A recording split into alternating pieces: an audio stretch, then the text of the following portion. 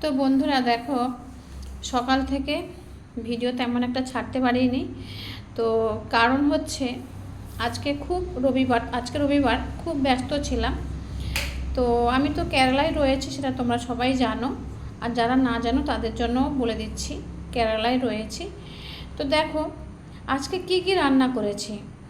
তো এই যে মোচার তরকারি করেছি, চিংড়ি মাছের কালিয়া করেছি, আর চিংড়ি মাছের ভাজা করেছি, আর এই চিংড়ি মাছের তরকারি করেছি।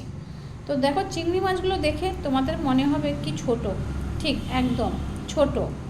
কেন বলো তো, কি এই কেরালায় না শনিবার রোববার এই 2 দিন মাছ পাওয়া যায় না, মানে ভালো মাছ পাওয়া যায় না। তো কি করব, ভালো মাছ আর মাংস খেতেও ইচ্ছে করছে না, কেন মাংস গেল রোববার অনেক খেয়ে নিয়েছি। তো আর এই রোববার আর খেতে ইচ্ছে করছে না। তো যাই হোক, আর কেরালায় তো খাসি মাংস পছন্দ না আমার, কেন কি মানে বাসি টাসি দিয়ে দেয়। তো যাই হোক, আমরা আজকে এই রান্না করেছি। এত ভাত রয়েছে, 3 জনের 3টে থালা রয়েছে, ভাত বাড়িনি এখনও। তো আর সবাই আসবে যখন ভাত বাড়বো। তো আমি ভাবলাম যে বন্ধুদের সাথে একটুখানি শেয়ার করি। আর কারোর পরিবারেও যেতে পারিনি আজকে।